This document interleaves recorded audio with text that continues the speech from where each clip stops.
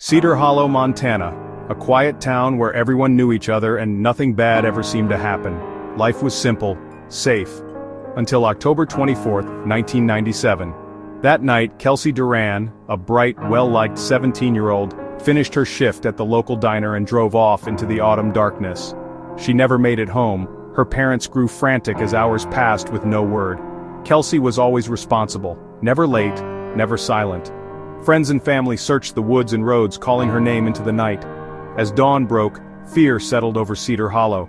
Something was terribly wrong. The town's trust shattered, doors were locked, and suspicion replaced neighborly warmth. Kelsey's disappearance became a ghost story, an open wound, a symbol of lost innocence. Parents clung to their children and the town's peace was gone. The search for Kelsey would haunt Cedar Hollow for years. The night she vanished changed everything.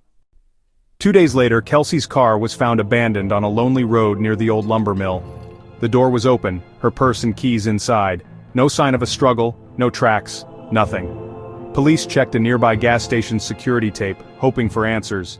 But the footage was mysteriously blank during the crucial moments.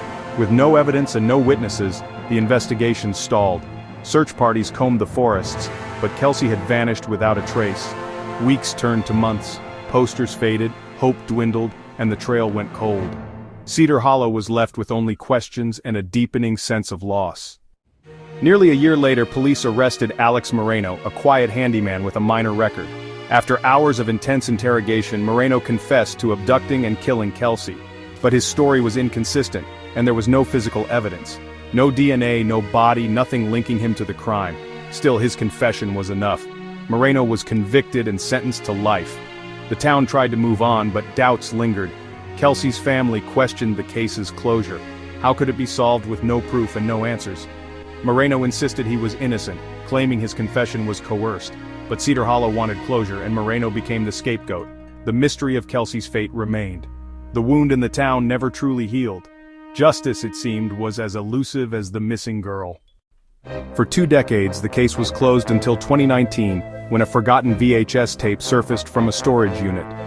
The tape showed Kelsey's car, followed by a dark pickup truck. A man in a firefighter's coat waited by the roadside, not Alex Moreno. Investigators identified him as Mark Halverson, a volunteer firefighter who lived near Kelsey. Weeks before vanishing, Kelsey had reported feeling watched and a break-in at her home, warnings dismissed at the time. Halverson matched the truck and the profile, but he died in a suspicious fire in 2017. The real suspect had been overlooked, and the case was far from solved. The town was rocked by the revelation. The truth had been buried for years, hidden in static and shadows. Cedar Hollow's ghost story was alive again. The firefighter on the tape forced a new investigation and cast doubt on Moreno's conviction. Experts called his confession false, shaped by desperate detectives. A leaked video showed Kelsey arguing with a man in a firefighter's coat, her fear and threat clear. "Leave me alone, I'll tell everyone!" The public demanded answers. Why was Halverson ignored, and how did evidence vanish? In 2023, an anonymous package arrived. Another tape, another clue, but no closure. Moreno remains in prison, Halverson is dead, and the sender of the tape is unknown. Cedar Hollow is still haunted by Kelsey's disappearance and the secrets that refuse to die. The truth, like Kelsey, is still missing, lost in the echoes of the past. As Cedar Hollow grappled with uncertainty, new voices emerged from the darkness. Their stories painted a fractured picture, each detail casting longer shadows over the truth. "I saw her near the old mill. She was running. Someone was chasing her. I heard her scream, but when I looked again, she was gone." No, you've got it wrong. Kelsey left with a friend. She wasn't scared. People keep twisting what happened. I didn't see anyone in a firefighter's coat. Let's go over it again. Did you recognize the man she argued with? I think it was someone from town. But his face was in the shadows. I heard him say, "You don't know what you're doing."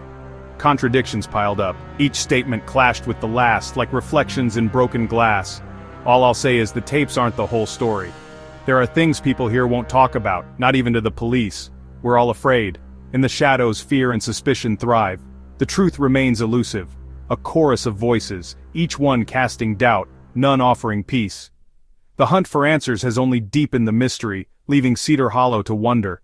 Who can be trusted, when every voice is an echo in the dark? As the town whispered and wondered, investigators brought chilling evidence into the light. Police reports revealed a set of fingerprints on the broken window at Kelsey's house. prints that matched no one in Cedar Hollow. The forensics team found a silver locket buried in the mud near the old mill, its clasp snapped, a faded photograph inside. On the back, a cryptic message, "Don't trust the water." Detectives pored over the tapes once more. In the static, a fragment of a voice emerged. A whisper, almost lost, "It's not over." The evidence didn't fit together. A muddy boot print, too large for Kelsey, too small for her father. An abandoned flashlight, batteries drained, left in the woods where no search party had gone. Each detail raised more questions. The official transcripts grew thick with contradictions, officers scribbling in the margins. Why only one set of footprints? Who is Jay in the text messages? What does the locket mean? The town's sense of reality began to slip. Was this evidence a sign of something sinister or a cruel trick played by fear and rumor? In Cedar Hollow, even the facts seemed to echo with secrets, and every new discovery only deepened the unease. The truth, it seemed, was still hiding, just out of reach. Just when Cedar Hollow believed the investigation had reached its darkest depths, a cascade of new revelations shattered the fragile calm. Late one evening, an anonymous source leaked an audio file to local reporters. The recording, muffled but unmistakable, captured two voices arguing in the woods. The second voice, neither Kelsey's nor her father's, was identified by a lifelong resident as belonging to someone who had left town years ago. Simultaneously, a new witness emerged, a retired school teacher who, until now, had stayed silent. She described seeing a shadowy figure by the mill on the night Kelsey vanished, a figure wearing a jacket with the initials JR stitched near the cuff. Her account matched the timeline but introduced a name never before connected to the case. Then, as dawn broke, a final police transcript surfaced. It detailed a frantic 2 a.m. call from a blocked number. The caller, voice trembling, claimed, "You're looking in the wrong place, check the reservoir, tell them, Jay knows." The call cut out before officers could trace it. Within hours, the investigation spun out of control. Was Jay the missing piece or another cruel diversion? Who was the voice in the woods and why had they returned after all these years? The town reeled as suspicion shifted, old alliances crumbled, and the lines between truth and rumor blurred beyond recognition. Cedar Hollow was no longer just searching for Kelsey. They were chasing a ghost from their own past, and the case was about to take a turn no one could have predicted. As Cedar Hollow held its breath, police combed the reservoir at first light but found only silence and the cold ripple of unanswered questions. The initials JR echoed through the town like a curse, but the person behind them had vanished. No records, no sightings, just a faded yearbook photo and a lingering sense of dread. Days later, just as investigators began piecing together a new timeline, disaster struck. Key evidence from the police archive, audio files, witness statements, even the original transcript of the 2 a.m. call, vanished without a trace. Security footage revealed nothing but static during the hours the files disappeared. Then, 1 week after the leak, an unmarked envelope arrived at the local newspaper. Inside, a single photograph, water-stained and blurred, showing a figure at the edge of the reservoir. No face, no date, only the initials JR scrawled in trembling ink on the back. To this day, no one knows who sent the photo. The investigation remains open, haunted by missing files and the chilling possibility that someone, somewhere, still holds the final piece. Was it a warning, a taunt, or a desperate plea for truth? As Cedar Hollow returns to uneasy silence, one question lingers in every shadowed corner. What happened to Kelsey and who is Jay? The answers may be out there, waiting in the darkness, if anyone is brave enough to look. The story for now remains unresolved. As Cedar Hollow tried to move on, most believed the case had faded into legend until a single phone call shattered the uneasy calm. A new witness, unseen for years, stepped from the shadows, demanding to speak to detectives. The revelation would shake the town to its core. On a rainy Tuesday morning, police recorded the following interview. "Please state your name for the record. My name is Emily Carter. Emily, can you tell us why you've come forward now? I was there the night Kelsey disappeared. I saw someone by the reservoir. I thought it was just a dream, but after the photo, I know it was real. Did you recognize the person?" "No, they wore a hood, but I heard them say something. They whispered, 'It's done, Jay.' Are you certain those were the words?" "Yes, I've replayed it in my head 100 times. Why didn't you come forward sooner?" "I was scared. After what happened to the files, I thought maybe someone was watching me too." "Did you see Kelsey?" "Just her backpack, floating at the edge. Anything else?" The person dropped something in the water. I heard a splash, then footsteps running away. The inconsistencies gnawed at the investigators. Emily claimed she saw only a hooded figure and a backpack, yet she described the figure's voice and the phrase, "It's done, Jay." Her emotional state was raw, her hands shaking throughout the interview. When pressed for more details, she faltered, unable to recall the color of the hoodie or the direction the figure ran. Still, Emily's testimony breathed new life into the investigation. The initials J were now a thread woven through every aspect of the case. The townspeople, once resigned to silence, buzzed with renewed suspicion. Old friends eyed each other warily. Kelsey's family clung to hope, desperate for closure but wary of false leads. As the police combed the reservoir once more, searching for the object Emily claimed was tossed into the water, Cedar Hollow felt the weight of truth pressing closer. The case was no longer a ghost story whispered at dusk now. It was a living, pulsing mystery, and the final answers felt just within reach. But with every new revelation, the shadows grew longer. The town wondered, was Emily's memory the key, or just another echo in the static?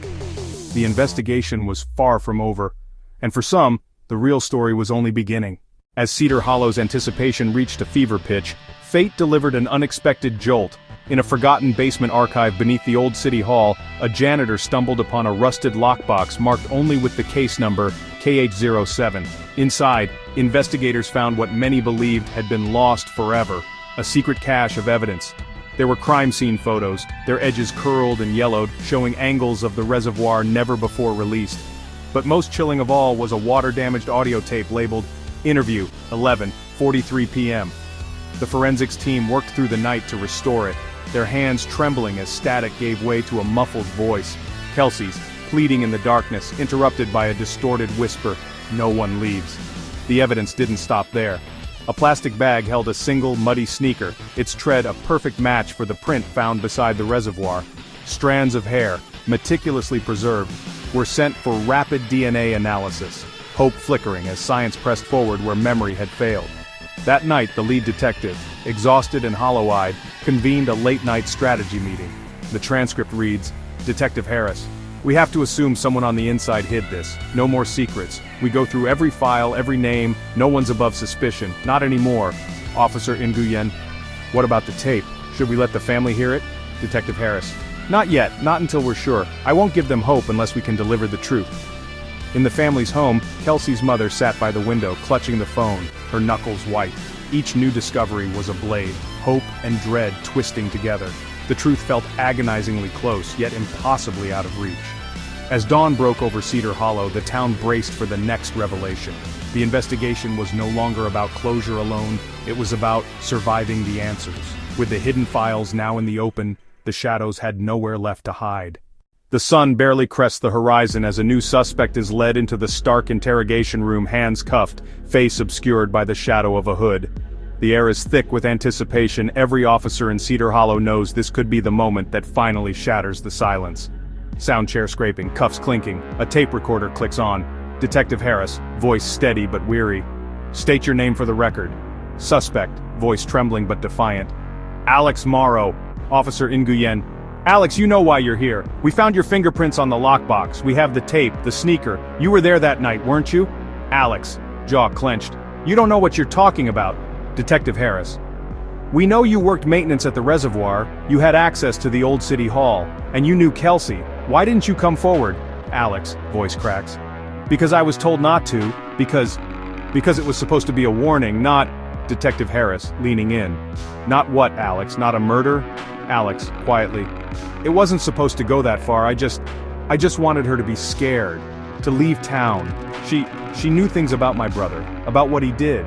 Officer Nguyen, "Your brother was a suspect in the original case. You protected him." Alex, tears now. "He swore he'd never hurt her, he just wanted her to stop talking, but that night I heard them arguing, I heard the splash. When I ran down, she was gone. My brother was gone. I panicked, I hid the evidence. I thought if no one saw, it could all just go away." Detective Harris, "But it didn't, it never does."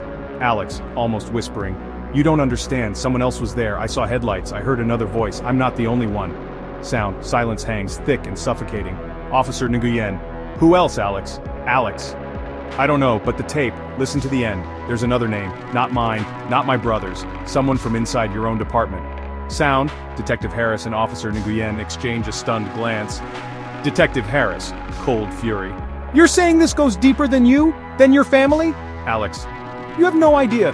The secrets in this town, they're bigger than any of us. Sound tape recorder stops. Slow, ominous music swells. As Alex's confession unravels, the investigators realize the web of guilt stretches far beyond a single suspect.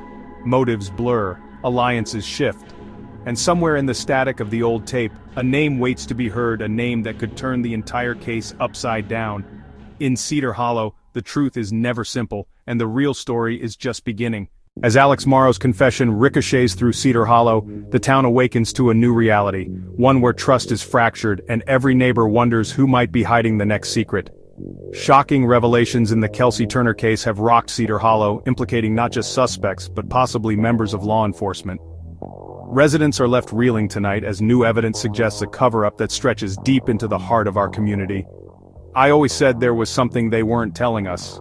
Now, I don't know who to believe anymore. If the cops are in on it, who are we supposed to trust? My brother works for the city. He's scared just to go to work. Maybe now we'll finally get answers. Maybe this is what we needed, painful as it is. Order please, one at a time.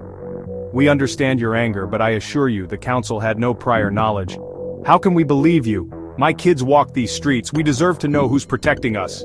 Kelsey was my friend. She wanted justice and you all turned your backs. Now what?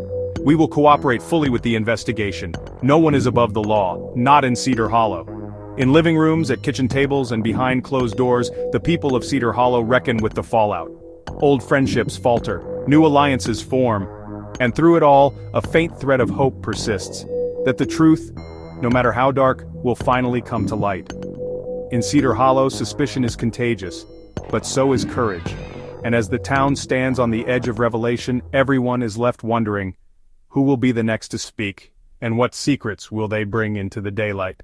After weeks of chaos, the Cedar Hollow investigation team gathers in a dimly lit conference room, evidence boards lining the walls, every detail scrutinized one last time. This is the moment everything changes. Let's walk through it again. 10:47 p.m. Kelsey Turner leaves the diner. Surveillance shows her turning onto Maple Avenue. Alex Morrow's truck is parked 2 blocks down. Security footage confirms. Alex picks her up. But look, at 10:59, another car follows. License plate matches Officer Harlow's personal vehicle.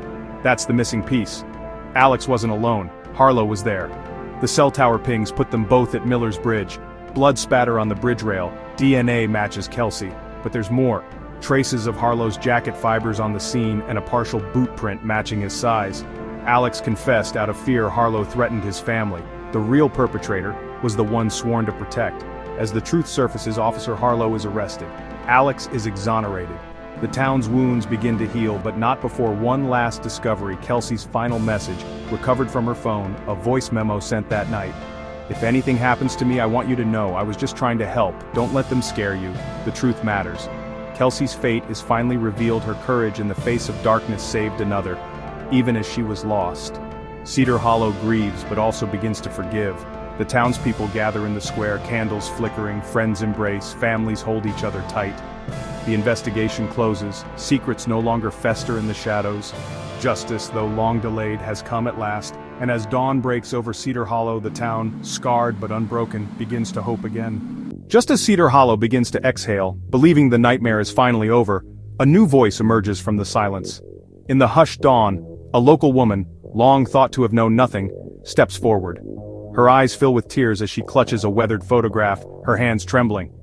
She claims that on the night Kelsey vanished, she saw something no one else reported. A third figure at Miller's Bridge. Not Alex. Not Officer Harlow. Someone unseen in all the evidence so far. Her words ripple through the town like a shockwave. Neighbors gather in tight circles, their voices low and anxious. Whispers of doubt seep through the candlelit vigils. Had they rushed to judgment? Was the true story still hidden in the shadows?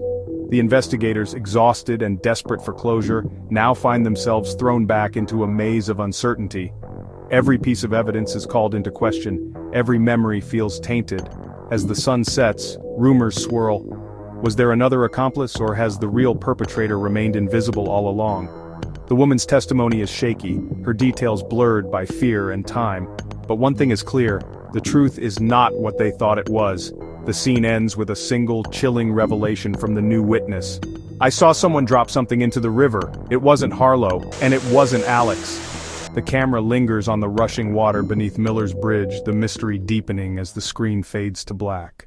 As Cedar Hollow reels from the latest revelation, the story turns inward, to a figure long at the periphery, but always watching, Officer Harlow. In the dim glow of his modest kitchen, Harlow sits alone, the weight of sleepless nights carved deep into his face. Rain taps against the window, echoing the discord in his mind. A flashback flickers onto the screen, Harlow as a young rookie, standing at the very edge of Miller's Bridge. He's comforting a frightened teenager, whispering promises of safety. The image blurs, shifting to another night, his own daughter's photograph pressed close to his heart, the memory of her disappearance a wound that never healed. Back in the present, Harlow's hands tremble as he sorts through evidence files. He pauses at a familiar photograph, Kelsey's face, her smile hauntingly similar to his daughter's. The camera lingers on his eyes, welling with unshed tears. A voiceover monologue begins, raw and vulnerable. "I became a cop to protect, to make sure no one else would have to feel the emptiness I do. But every case, every missing child, it's like losing her all over again. Some nights I wonder if I'm still searching for justice, or just for a way to forgive myself." Suddenly there's a knock at the door. Harlow hesitates, then opens it to find a sealed envelope on the porch. No return address. Inside, a confession evidence that could exonerate Alex, but at the cost of exposing a secret that would destroy Harlow's career and reputation. He stares at the letter, torn. His oath to the badge clashes with his desperate need for redemption. The camera circles him, breath catching in his throat as he whispers, "If I do this, everything I've built is gone, but if I stay silent, another family suffers." The music swells, tension crackling in the air. Harlow's hand hovers over his phone, the weight of his choice heavy and irreversible. The scene fades as his finger trembles above the call button, the fate of Cedar Hollow hanging in the balance. The morning after Officer Harlow's impossible decision, Cedar Hollow awakens to a new storm, one not of weather, but of suspicion. News of the anonymous confession leaks, sending shockwaves through the town. Suddenly, everyone has something to say, and no one can agree on what's true. A montage of faceless interviews flickers across the screen. One neighbor insists they saw Alex near Miller's Bridge that night, while another swears he was miles away. The store clerk's story changes. Now she remembers a strange car idling outside, its engine rumbling in the fog. The contradictions pile up, each statement muddying the waters further. Cut to the police station where phones ring off the hook. An officer answers, only to hear heavy breathing before the line clicks dead. Another call, this time a distorted voice warns, "You're looking in the wrong place." The sense of paranoia grows. Even the most trusted townsfolk eye each other with suspicion. At dusk, the camera follows Harlow as he meets Detective Ramirez in the shadowed alley behind the station. Her eyes are hard, her tone accusatory. "You're hiding something, Harlow. I can feel it. If you know who's responsible, you owe it to this town to come clean." Harlow's jaw tightens, the weight of the envelope burning in his pocket. "You think I don't want the truth? I've given everything for this case. Everything. But this," his voice cracks, "this could destroy more lives than it saves." Ramirez steps closer, voice trembling with emotion. "That's not your call to make. We don't get to choose which truths come out, Harlow. We just have to face them." The confrontation hangs in the air, thick with betrayal and desperation. As the camera pulls back, the town's lights flicker in the night. A community teetering on the edge, every secret threatening to tear it apart. As the days drag on, Cedar Hollow finds itself unraveling not just at the seams of truth, but deep within the hearts of its people. The case has become a shadow that stretches into every home, every conversation, every sleepless night. Cut to a dimly lit church basement where townsfolk gather in a makeshift support group. Faces are blurred, voices hushed. An elderly woman clutches a faded photograph, her hands trembling as she whispers, "We used to leave our doors unlocked. Now I can't even look my neighbors in the eye." The group sits in a circle, silence settling like dust. A young man, eyes red-rimmed, finally speaks. "I keep replaying that night in my head. Did I miss something? Could I have stopped any of this?" The camera shifts to a kitchen table, where a couple sits across from each other, coffee gone cold between them. "Do you believe what they're saying about Alex?" One asks, voice barely above a whisper. The other hesitates, the silence heavy with doubt. A child listens from the hallway, her small hands twisting the hem of her pajamas, fear etched on her face. In another home, a teenage girl scrolls through messages on her phone, accusations, rumors, and pleas for answers. She tosses the phone aside, curling up in bed as her mother quietly sits beside her, offering comfort in the only way she can, just being there. Late at night, on a rain-soaked porch, two old friends share a cigarette. "We used to talk about everything," one murmurs. "Now I don't know what's real anymore." The other nods, their silence more honest than words. As grief and suspicion seep into daily life, so too do moments of compassion. A neighbor leaving groceries on a doorstep, a teacher holding a student's hand a little longer after class. Strangers meeting each other's gaze in solidarity, if only for a moment. Cedar Hollow is a town haunted not just by a mystery, but by the ache of what's been lost. And as the camera lingers on faces illuminated by flickering candlelight, one thing becomes clear: the truth may be elusive, but the pain and the hope are achingly real. Night falls gently over Cedar Hollow, shrouding the town in a quiet that feels both sacred and uncertain. Flickering candlelight lines the main street. Hundreds of tiny flames, each one cradled in the hands of someone searching for closure, for peace, for hope. The townsfolk, faces half-lit and solemn, gather in the square. Children clutch their parents' hands. Teenagers stand shoulder to shoulder, old rivalries forgotten for a single night. A hush settles as the mayor steps forward, his voice trembling. "We may not have all the answers, we may never know the whole truth, but tonight, we stand together." The camera weaves through the crowd, an elderly woman lighting a candle for the first time in years, the young man from the support group sharing a quiet embrace with his father, the teenage girl offering her candle to a classmate she once doubted.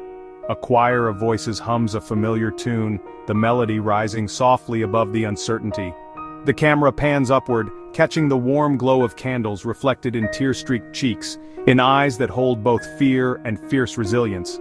As the vigil draws to a close, a child steps forward, placing a single paper lantern on the river. Others follow, lanterns bobbing gently, carrying wishes and unspoken prayers into the night.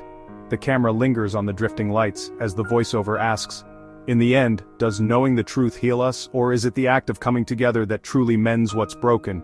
When the answers remain out of reach, what do we hold on to, our doubts, or each other?" The final shot, lanterns floating away, their glow fading into the darkness while the town stands silent, united, still searching, still hoping. As the first rays of dawn stretch across Cedar Hollow, golden light spills over Miller's Bridge, the place where Kelsey's story began, and where the town now gathers to remember. Townspeople stand in quiet reflection, candles flickering and flowers placed along the railings. Faces show the weight of loss but also the warmth of shared hope. Families embrace, friends hold hands, and children place lanterns on the water, each gesture a promise to remember and to heal. The mayor reads a letter from Kelsey's family, their words of gratitude and forgiveness echoing softly in the morning air. A mural painted by the town's youth is unveiled on the library wall, Kelsey's smile shining in vibrant color, surrounded by symbols of unity and resilience. The riverbank, once a place of sorrow, now glows with lanterns and blossoms, each tribute a step toward peace. The camera glides over Cedar Hollow, windows opening, laughter returning, children playing beneath the mural's watchful gaze, gentle, resolute. In accepting the truth, Cedar Hollow found not just answers, but a path to peace. Kelsey's memory lives on, not as a shadow, but as a light guiding them all. In loss, they found unity. In unity, they found healing. As the sun rises, the town stands together, forever changed but finally whole. The final image, Miller's Bridge and the mural, bathed in morning light, the words, "Hope endures," shining beneath Kelsey's portrait as Cedar Hollow embraces a new day.